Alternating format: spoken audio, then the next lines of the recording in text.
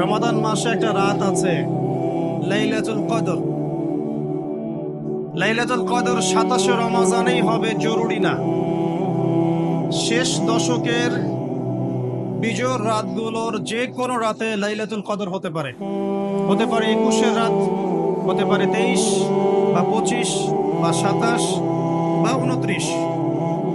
ইন্না আনজালনাহু ফি লাইলাতুল কদর, আল্লাহ পাক বলছেন নিঃসন্দেহে আমি কোরআনকে নাযিল করেছি লাইলাতুল কদরে।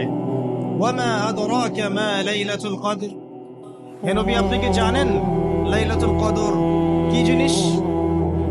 লাইলাতুল কদরি খায়রুম মিন আলফি শাহর, এই রাতটা হচ্ছে হাজার মাসের চাইতে উত্তম।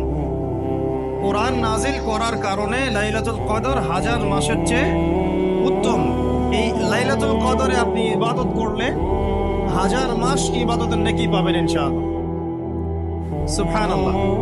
তানাজ্জালুল মালায়েকাতু ওয়ার রূহ, এই রাতে মালায়েকা নাজিল হন, অবতীর্ণ হন, অবতরণ করেন এই পৃথিবীতে, এবং জিবরাইল আলাইহিস সালাম এই পৃথিবীতে আসেন, নেককার বান্দাদের জন্য দোয়া করতে থাকেন। সালামুন হিয়া হাত্তা মাতলাইল ফজর, সকাল পর্যন্ত এই রাতে শান্তি বিরাজ করে। এই রাতে জিবরাইল আলাইহিস সালাম ফেরেশতাদেরকে নিয়ে আসেন, প্রত্যেকটা কাজের ফয়সালা অর্থাৎ এক বছরের তাকদীর নতুন করে নবায়ন করা হয় লাইলাতুল কদরের রাতে। আল্লাহ পাক বলছেন এই কদরের রাতেই আমি কোরআন নাজিল করেছি। আর এই কোরআন যে মাসে নাজিল করা হয়েছে তার নাম কি? রমাদান মাস। তাহলে রমাদান মাসের সবচেয়ে গুরুত্বপূর্ণ বিষয়টা হচ্ছে আল কোরআন নাজিল হওয়া। এই তো কথা কি বুঝতে পারছেন? রমাদান মাসের সবচেয়ে গুরুত্বপূর্ণ ইভেন্টটা কি? আল কোরআন নাজিল হওয়া।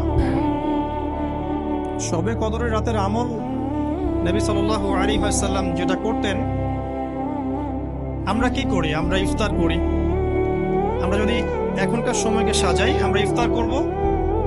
নবী সাল্লাল্লাহু আলাইহি ওয়াসাল্লাম সারা রাত জাগতেন, নিজে জাগতেন, তার পরিবার বর্গকেও জাগাতেন। আয়েশা রাদিয়াল্লাহু আনহা বলতেন যে তিনি শেষ দশক আসলে এত বেশি ইবাদত করতেন, নিজের কোমর বেঁধে নিতেন, স্ত্রীদের সঙ্গ ত্যাগ করতেন, একদম টোটালি তিনি ডিভোটেড হতেন, আল্লাহর প্রতি একনিষ্ঠ হয়ে যেতেন শেষ দশকে, এবং ইতেকাফ করতেন, মসজিদে ইতেকাফ করতেন। যদি আমাদের পক্ষে পসিবল হয় আমরা শেষ দশকে ইতেকাফ করবো ইনশাআল্লাহ। যদি পসিবল নাও হয় আমরা শেষের 10টা রাত বাসায় জাগার চেষ্টা করবো ইনশাআল্লাহ। আর যদি 10 রাতও জাগতে না পারি, শেষ দশকের বিজয়ের রাতগুলো অবশ্যই জাগবো ইনশাআল্লাহ। 21-এর রাত, 23, 25, 27 এবং 29, এই 5টার যে কোনো একটাতে লাইলাতুল কদর আছে। কিভাবে জাগতে পারি? আমরা ইফতার করব, ইফতার করে হয়তো একটু রেস্ট নিয়ে নিব, রেস্ট নিয়ে আমরা এশা সালাতে দাঁড়াবো, এশা সালাত নামাজ জামাতে পড়ার পরে আমরা তারাবি পড়ব। তারাবি পড়লে আমার কিন্তু রাতের হকটা আদায় হয়ে গেছে আলহামদুলিল্লাহ। এরপরে বাসায় গিয়ে একটু খাওয়া দাওয়া করবেন, পরে একটু জিরাবেন, রেস্ট নেবেন। যদি 1-1.5 ঘন্টা ঘুমিয়ে নেন, ঘুম থেকে উঠবেন 1টার দিকে, 1:30টার দিকে, উঠে বাকি রাতটা আপনি কয়েকটা কাজ করে কাটাবেন। তাহাজ্জুদ পড়তে পারেন, তাহাজ্জুদে নামাজ পড়বেন 2 রাকাত করে, লম্বা করে ধীর স্থির ভাবে কোরআন তেলাওয়াত করবেন, আল্লাহর কাছে দোয়া করবেন বেশি বেশি করে, কোরআন তেলাওয়াত করবেন, নামাজ পড়বেন, দোয়া করবেন, জিকির করবেন, এই কাজগুলো বেশি বেশি করবেন। দোয়ায় কাটিয়ে দিবেন, আল্লাহ পাকের কাছে হাত তুলে দোয়া করবেন, লম্বা দোয়া করবেন। তাহাজ্জুদে দাঁড়াবেন, 2 রাকাত নামাজ পড়তে যেন মিনিমাম 15 মিনিট লাগে, লম্বা করে নামাজ পড়বেন, সেজদায় বেশি বেশি দোয়া করবেন। এই রাতে কি নাজিল হয়েছে? একটু আগে কি বললাম? কোরআন। তাহলে শবে কদরের রাতে সবচেয়ে গুরুত্ব দেওয়া দরকার কিসে? কোরআনে। নামাজে দাঁড়িয়ে লম্বা কিরাতে আপনি তেলাওয়াত করবেন। যদি লম্বা কিরাত না জানেন, ছোট সূরা বারবার পড়বেন। 1 রাকাত নামাজে সূরা ইখলাস আপনি চাইলে 10 বার 20 বারও পড়তে পারেন, কোনো সমস্যা নেই। আপনি লম্বা সূরা জানেন না, তাতে কি হয়েছে? যারা লম্বা জানেন লম্বা পড়বেন, সেজদাকে লম্বা করবেন, রুকুকে লম্বা করবেন, এইভাবে শেষ রাতে নামাজ পড়বেন। আর যদি মনে হয় আপনার কাছে যে আজকের রাত লাইলাতুল কদর, যারা মুমিন তারা বুঝতে পারবে, যারা মুমিন তারা বুঝতে পারবে এই রাতে ইবাদত করতে তৃপ্তি পাবেন, প্রশান্তি পাবেন। আল্লাহর সাথে দোয়ায় কথা বলতে গিয়ে দেখবেন চোখ দিয়ে ঝরঝর করে পানি পড়ছে, এবং এই রাতে হালকা বৃষ্টি হতে পারে। কি হতে পারে? হালকা বৃষ্টি হতে পারে, এবং এই রাত্রে একটা স্নিগ্ধ বাতাস প্রবাহিত হবে। যেটা আসলে শহরে বোঝাটা ডিফিকাল্ট, গ্রামে গেলে বোঝা যায়।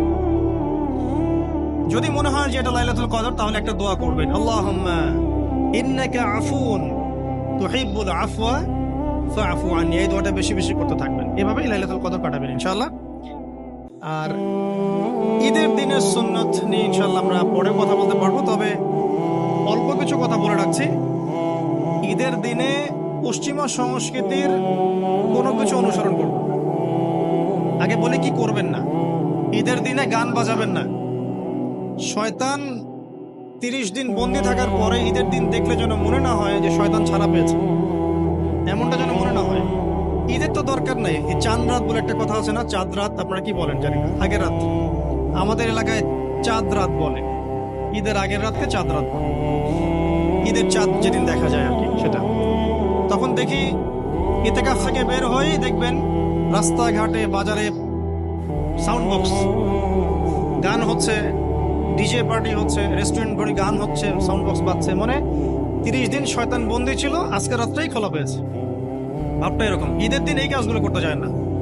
আতশবাজি করবেন না, এই পটকা টটকা ফুটাবেন না। বাচ্চারা, ছোটখাটো বাচ্চারা একটু মজা করতে চায়, সেটা আলাদা বিষয়, কিন্তু এগুলোকে ট্রেডিশন বানাবেন না। ঈদের দিনে ছেলে মেয়ে, গার্লফ্রেন্ড বয়ফ্রেন্ড রিক্সায় ঘুরবে না। ঈদের দিনে তারা একে অপরের সাথে দেখা করতে যাবে না। ঈদের দিনে সারাদিন ওই টিভিতে কি কি নতুন নাটক দিয়েছে, কি সিরিয়াল দিয়েছে, এগুলো দেখতে যাবেন না। রমজান মাসে আপনি কি কি শিখলেন? রমজানের সব শিক্ষা কি একদিনেই বিসর্জন দেওয়া লাগবে? রমজানের সব শিক্ষাগুলো কি ঈদের দিন বিসর্জন দেওয়ার জন্য ঈদ? ঈদের দিনে আপনি সকালবেলা উঠবেন, ফজরের সালাত আদায় করবেন, পারলে তাহাজ্জুদ পড়বেন, তাহাজ্জুদ পড়ে ফজর নামাজ পড়বেন, নামাজ পড়ে তিলাওয়াত করবেন। আপনার দিন শুরু হবে কোরআন তেলাওয়াত দিয়ে, আল্লাহর জিকির দিয়ে, ইস্তেগফার দিয়ে। এবার সকাল সকাল গোসল করবেন, সকাল সকাল গোসল করে মিষ্টি মুখ করবেন, খেজুর খাবেন, সেমাই খাবেন ইত্যাদি। নতুন কাপড় পরবেন, আপনার সামর্থ্য অনুযায়ী সেরা কাপড়টা পরবেন, আতর খুশবু ব্যবহার করবেন, সুন্দর করে গোসল করবেন।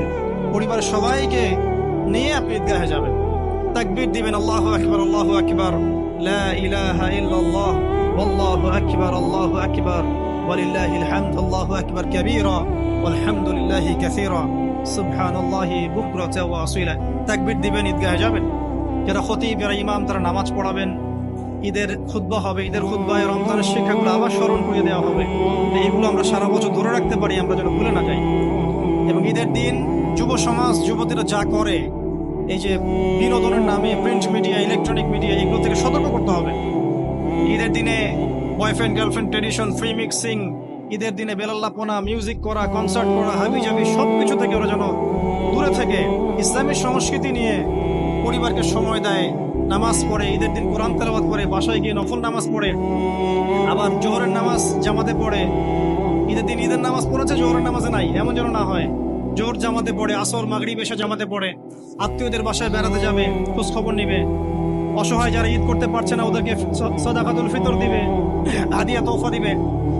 অনেক কাজ আমাদের। আমাদের আনন্দের উৎসবগুলো কিন্তু ভোগবাদী না, বরং ত্যাগবাদী। আমরা কিন্তু অন্যকে নিয়ে আমরা আনন্দ করতে চাই। আমরা রমজানের 30টা দিন না খেয়ে থেকে শ্রম রেখেছি, আত্মত্যাগ করেছি, তারপরে খুশি করছি। অন্যদের মতো নয় যে খালি ভোগবাদী দর্শন, এমন নয়।